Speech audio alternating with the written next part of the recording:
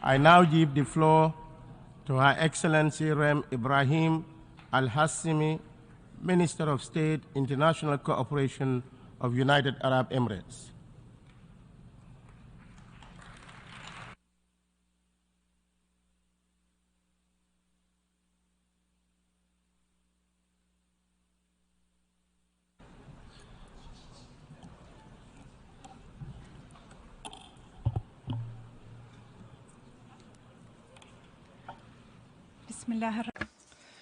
In the name of God, the merciful, the compassionate, Mr. President, I would like to congratulate you, Your Excellency, on assuming the presidency of this session. I also value the efforts of His Excellency Chaba Koroshi during his presidency of the previous session. I would like to reiterate our sincere condolences to the governments and the peoples of the Kingdom of Morocco and the state of Libya after the recent disasters that hit the two countries recently. Mr. President, the UAE declared this year the Year of Sustainability under the theme Today for Tomorrow, to honor our shared responsibility to present and future generations who deserve to live in safe and prosperous environments. We also seek to honor and build upon the efforts of our founding fathers who strived for the advancement of our nations. Our responsibility is to preserve our planet, our natural resources, as well as our cultural heritage. The UAE believes that this fundamental premise should guide our approach to the existential challenges facing our world today. This particularly applies to armed conflicts currently at their highest since World War II, and the increasing frequency and impacts of climate disasters. It also includes our enduring efforts to preserve and defend our shared human values in a world dominated by the unrelenting waves of extremism, racism, and hate speech. Fortunately, more than any other time in history, we are capable of overcoming these challenges. We have reached the highest level yet of advancement. Today, we possess the technology required to find innovative solutions to complex challenges. We have put in place regional and international institutions to coordinate collective action, and we are equipped with the necessary legal frameworks to organize international relations. This we have felt a lot during our membership at the Security Council since last year. Oftentimes, geopolitical challenges prevented the Security Council from achieving the desired consensus regarding very important issues, some of which were humanitarian and purely humanitarian in nature. The time has come to hold genuine discussions regarding a genuine reform of the Security Council, particularly in terms of the challenges of the right to veto and the need to expand permanent and elected membership and improve the approaches and work methods of the Security Council to allow it to address and sometimes preempt the crises. The UAE believes in the importance of maintaining a political and world order that is based on the respect of the independence and territorial integrity of the countries, where international relations are in line with international law and the UN resolutions. As for the use of force instead of political solutions, and to divide the world with those who are with or against, this will only lead to further chaos and wither our diplomatic tools. Nobody will be a winner. We would like to underscore here the importance of respecting diversity, political differences, and development disparities. We must give prominence to common values to advance cooperation and integration across peoples and countries. It is essential to enhance the effectiveness of international organizations, key among them the United Nations. These institutions are crucial for building bridges, reducing tensions, and establishing peaceful solutions. We depend on the United Nations as the first line of defense to prevent the multilateral arena from becoming polarized when political rifts between major countries occur. We also believe that regional organizations such as the League of the Arab States and the African Union play a critical role due to their understanding and familiarity with local contexts and are better positioned to play a pivotal role in supporting these endeavors and political processes. Mr. President, the UAE believes that the best way to resolve crises is through peaceful means. This is particularly important for our region, which is ravaged by weapons and extremist ideologies.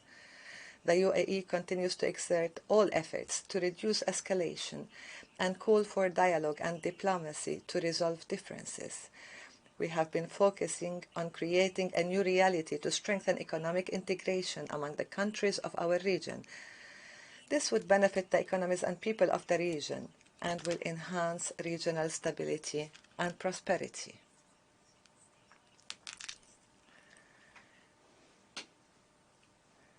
The UAE renews its demand to Iran to end its occupation of the 3 UAE islands, Greater Tomb, Lesser Tomb, and Abu Musa.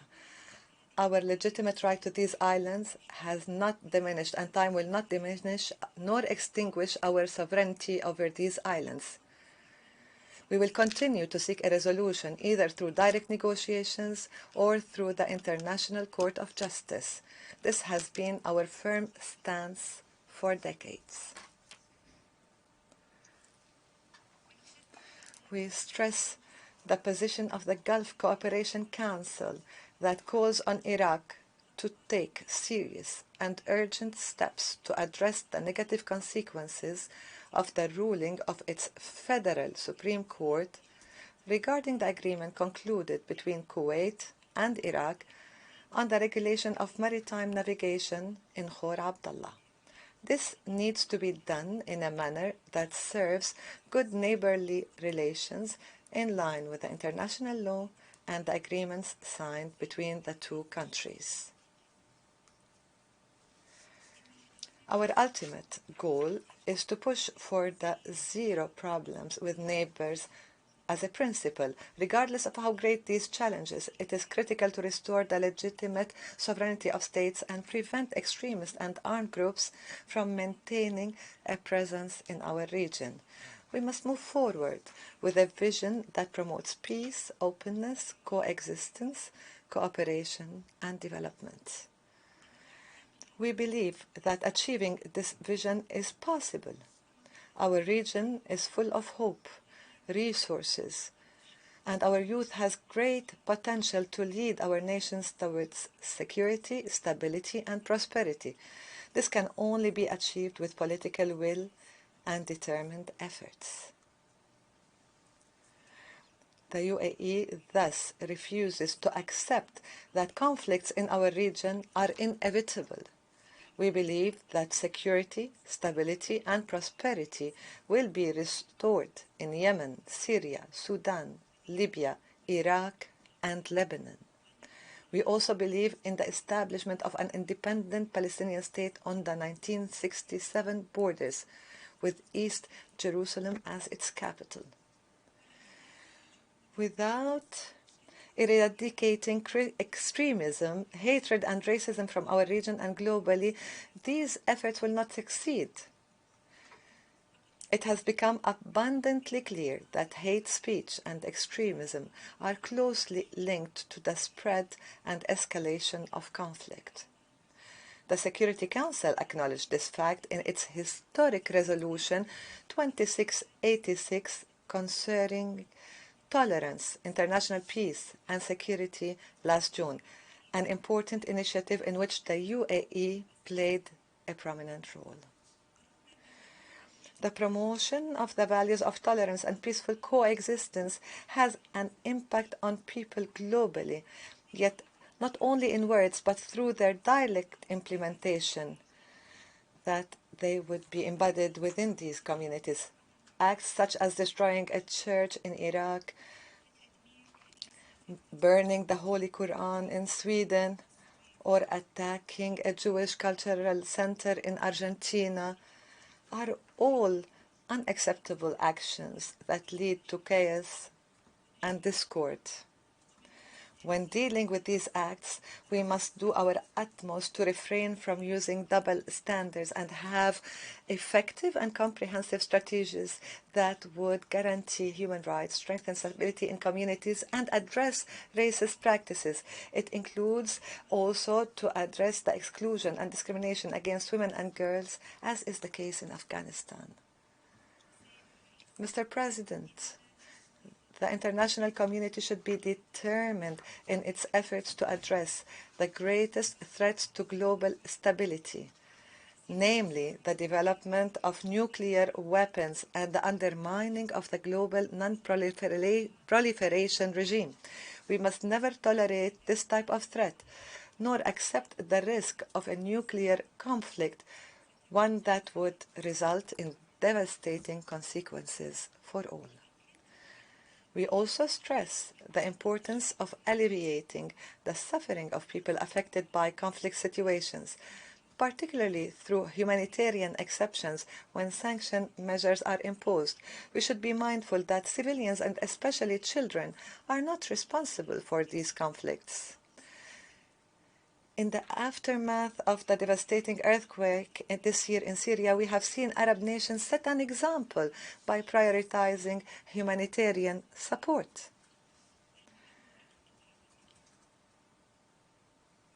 As part of the UAE efforts to alleviate the suffering of people affected by crises by all possible means, we plan to launch a digital platform that employs advanced technologies to enable affected states to better harness international support in the wake of natural disasters. The digital platform will help in providing urgent, effective, and coordinated humanitarian response. I would like to emphasize that the interplay between conflicts and other serious challenges, particularly climate change, food and energy security, and water crises, can cause significant consequences for present and future generations. The climate crisis is an important juncture in our history. The results of the first global stocktake only confirm how far off track we are in implementing the objectives of Paris Agreement. To keep 1.5 degrees within reach, we need transformational change.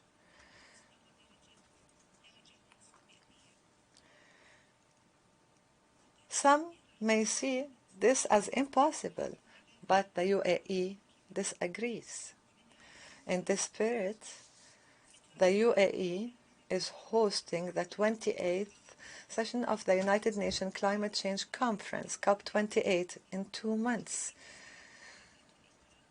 We will focus in 2 months on intensifying international cooperation to achieve the highest ambitions possible.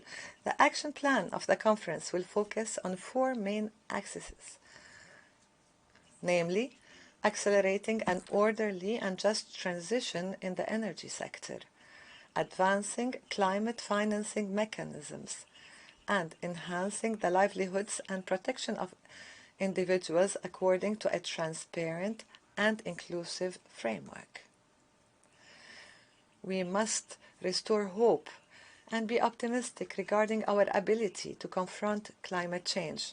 The UAE believes that the transformation of the energy sector will provide the greatest opportunity to enhance and sustain human and economic development. It is important to focus on financing as an essential tool in this process. This would require, among other things, improving the international financial structure, encouraging the private sector to finance climate action, ensuring the fulfillment of pledges by donors, and to fully operationalize the Loss and Damage Fund.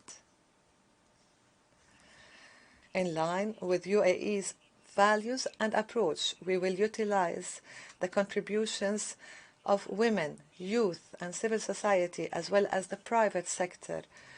Government agencies should also fulfill their responsibilities to confront climate change. We must remain united and work together to make progress.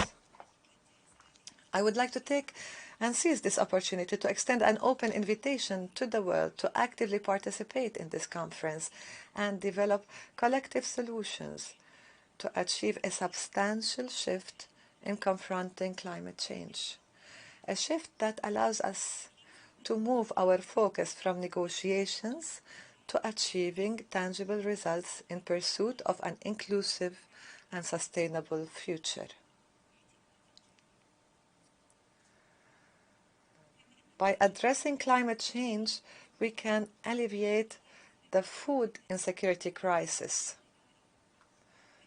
This requires further investment in food supply systems and safeguarding them from damage or attacks. It also demands a focus on the development of smart systems to increase productivity and minimize the impact of natural disasters, political and security crises. Water scarcity is an increasingly challenging issue globally, yet it has to receive the attention it deserves. There is an urgent need to find new models of international cooperation to address this challenge and make it a top priority for multilateral action. The UAE, in recognition of this, seeks to find effective solutions by working with the international partners to address this important issue. Today, the UAE's Foreign Ministry has published a report which we hope will contribute to achieving this goal. To conclude, global challenges are becoming increasingly interlinked. No country nor organization is capable of addressing them alone.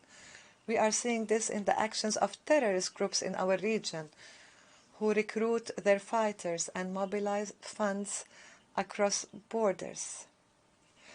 We have also witnessed the repercussions of the COVID-19 pandemic, which affected countries throughout the world. The suffering of civilians from conflicts should not be defined by borders. The UAE believes that collective action is no longer simply an option, but an urgent need. Today's decisions will have far-reaching impacts for decades to come. We should ask ourselves, what is the legacy we want to leave for future generations? Do we want our legacy to be conflicts and crises and scarce resources? Or do we want our legacy to be a stable and prosperous international order where communities peacefully coexist and are resilient in the face of global challenges? For us in the UAE, peace is our choice, development is our path, and a stable future is our destination. With the return of the Emirati astronaut Sultan al-Niyadi from the first long Arab mission in space, we see this experience that is invaluable. We see in our youth the potential of future leaders, a leadership that is very promising, that will bolster our achievements and usher in a promising future. We are determined to follow in the footsteps of the founders of the UAE to achieve greater advancements and further investments in humanity and science for the people of the world.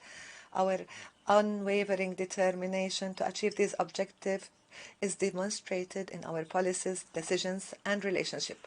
Thank you, Mr. President. The Minister of State for International Cooperation of the United Arab Emirates.